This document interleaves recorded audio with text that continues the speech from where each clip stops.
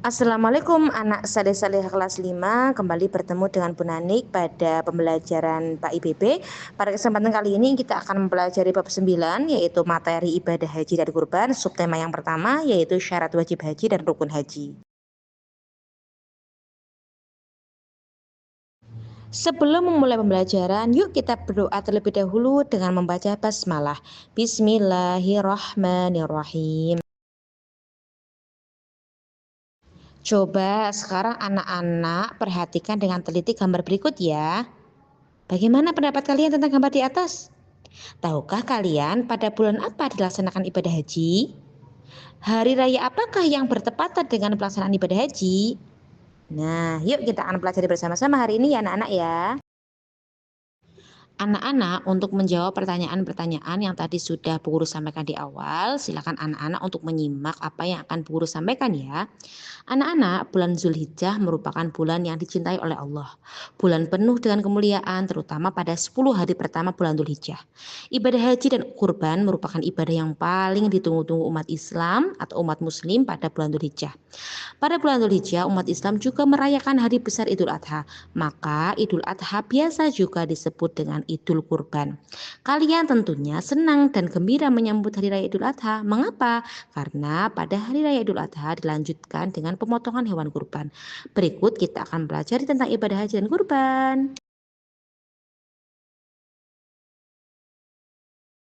Anak-anak, pada kesempatan kali ini kita akan khusus membahas terlebih dahulu tentang ibadah haji ya anak-anak ya. Apakah ada keluarga anak-anak yang pernah melaksanakan ibadah haji? Apakah kalian juga ingin berangkat ke tanah suci? Apakah kalian sudah mengetahui tata cara pelaksanaan ibadah haji? Tentunya kalian harus mengetahuinya ya. Nah, untuk itu mari kita akan mempelajari materi berikut ini ya. Nah, silakan anak-anak simak tentang pengertian ibadah haji ya anak-anak. Kata haji berasal dari bahasa Arab yaitu hajan yahuju hajja yang berarti qasada yakni bermaksud atau berkunjung. Jadi melaksanakan ibadah haji berarti datang menziarahi Ka'bah dan melakukan serangkaian ibadah sesuai ketentuannya. Setiap umat Islam memimpikan bisa menyempurnakan keislamannya dengan melaksanakan ibadah haji. Tentunya kalian juga kan? Dalam pelaksanaan ibadah haji membutuhkan fisik yang kuat anak-anak, mental, keimanan yang kokoh dan juga harta yang cukup. Perjalanan ke tanah suci maka melalui perjalanan yang jauh sehingga membutuhkan biaya yang besar. Dalam pelaksanaannya pun terdiri dari rangkaian ibadah yang membutuhkan tenaga yang besar. Kewajiban haji bagi setiap muslim adalah sekali seumur hidupnya. Kewajiban ibadah haji ini mulai disyariatkan pada tahun keempat Hijriah. Hal ini dijelaskan pada firman Allah Subhanahu wa taala pada surah Al-Imran ayat 97. Guru akan bacakan ya anak-anak ya. Bismillahirrahmanirrahim. Walillahi 'alan nasi jil baiti man istata'a ilaihi sabila wa man kafara fa innallaha ghaniyyun 'anil 'alamin. Artinya, dan di antara kewajiban manusia terhadap Allah adalah melaksanakan ibadah haji ke Baitullah, yaitu bagi orang-orang yang mampu mengadakan perjalanan ke sana.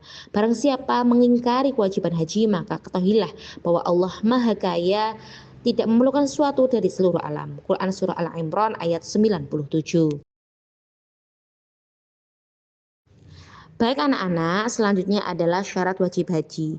Jadi ada beberapa syarat wajib haji yang apabila salah satu syarat tersebut tidak terpenuhi, maka seseorang belum wajib untuk menunaikan ibadah haji. Syarat wajib haji tersebut adalah sebagai berikut. Yang pertama adalah beragama Islam. Orang yang ingin berhaji haruslah seorang muslim ya anak-anak ya. Jika ada seorang non-muslim ingin berhaji, maka hajinya tidak diterima sebelum ia masuk ke dalam agama Islam. Kemudian yang kedua adalah baligh. Baligh artinya sudah dewasa. Orang yang sudah dewasa mampu membedakan baik dan buruk. Anak yang belum baligh tidak diwajibkan melaksanakan ibadah haji. Nah, anak-anak dulu juga sudah mempelajari anak-anak ya tentang tanda-tanda baligh. Dimana kalau anak perempuan itu sudah mengalami haid atau menstruasi, sedangkan anak laki-laki itu sudah mengalami mimpi basah. Jadi apabila nanti anak-anak memiliki rezeki ya, mendapatkan rezeki dari Allah walaupun masih SD kok berhaji, tapi dalam posisi anak-anak sudah balik itu sudah diperbolehkan. Kemudian yang ketiga adalah berakal. Orang yang tidak berakal atau orang gila tidak terkena kewajiban haji karena ibadah haji harus dilaksanakan dengan kesadaran penuh ya anak-anak ya. Kemudian yang terakhir adalah bisa atau mampu. Mampu di sini diartikan mampu secara fisik dan keuangan karena berangkat haji membutuhkan biaya yang besar. Uang yang didapatkan pun bukan dari hasil berhutang. Jadi kalau mau berangkat haji tidak hanya mampu secara fisik saja tapi juga keuangan. Jadi orang yang haji ini membawa saku yang cukup dan juga cukup harta untuk orang-orang yang ditinggalkan di Indonesia atau di negaranya seperti itu. Baik anak-anak, selanjutnya adalah rukun haji. Rukun haji merupakan serangkaian kegiatan yang harus dilakukan dalam pelaksanaan ibadah haji ya. Apabila salah satu rukun haji tidak dikerjakan, maka hajinya tidak sah. Yang termasuk ke dalam rukun haji adalah sebagai berikut ya anak-anak ya. Yang pertama adalah ihram. Ihram yaitu berniat mengerjakan ibadah haji dengan cara memakai pakaian ihram di mikot. Ihram adalah amalan haji yang pertama. Ihram ini merupakan tanda kita mensucikan dan membersihkan diri dari dosa. Pakaian ihram menggambarkan persamaan, tidak ada lagi perbedaan suku, ras, dan bangsa. Jadi kalau orang-orang haji tentu nanti kita akan bertemu dengan orang-orang dari negara lain ya, dimana semuanya pakaiannya sama anak-anak, memakai pakaian ihram. Kemudian yang kedua adalah wukuf di Arafah.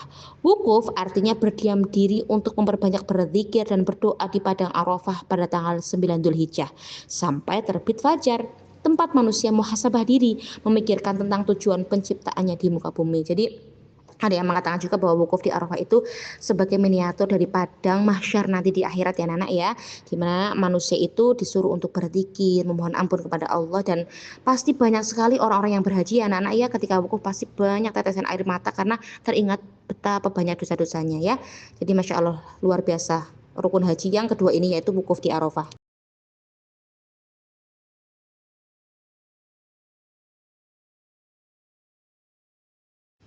Selanjutnya yaitu tawaf ifadah anak-anak. Tawaf ifadah yaitu mengelilingi Ka'bah sebanyak 7 kali. Awalnya dimulai dari Hajar Aswad dengan Ka'bah berada di sebelah kiri dan berjalan kaki bagi yang mampu. Tawaf merupakan bentuk kerinduan seorang hamba kepada Allah dan juga disunahkan untuk membaca kalimah talbiyah yang mungkin anak-anak juga pernah mendengar ya.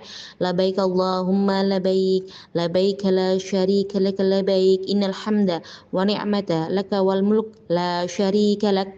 Artinya, saya menyambut panggilanmu wahai Allah, saya menyambut panggilanmu, tiada sekutu bagimu, saya menyambut panggilanmu, sesungguhnya segala pujian, kenikmatan, serta kekuasaan adalah milikmu, tiada sekutu bagimu. Masya Allah ya anak-anak ya, jika orang-orang yang bisa melaksanakan haji ini dan bisa melaksanakan tawaf ibadah ini luar biasa sekali sambil kita memuji-muji Allah.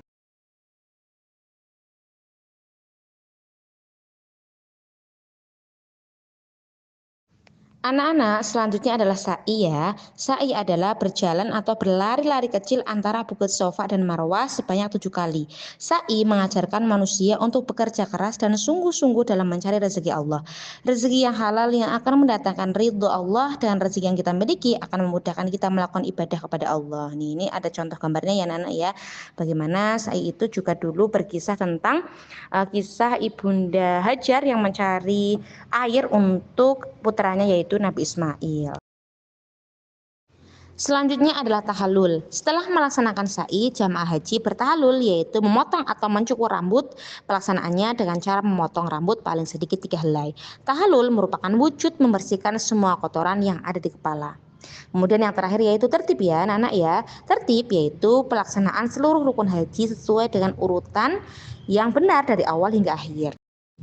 Baik anak-anak, setelah tadi anak-anak sudah menyimak materi yang guru sampaikan, selanjutnya adalah saatnya anak-anak untuk mengerjakan tugas ya.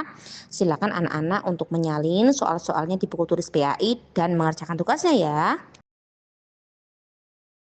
Anak-anak, tibalah kita di penghujung pembelajaran. Bu Guru ucapkan terima kasih kepada anak-anak yang sudah menyimak pemaparan materi Bu Guru pada kesempatan kali ini. Jangan lupa anak-anak untuk mengerjakan tugas ya. Dan boleh juga anak-anak untuk like dan subscribe channel Bu Guru supaya channel ini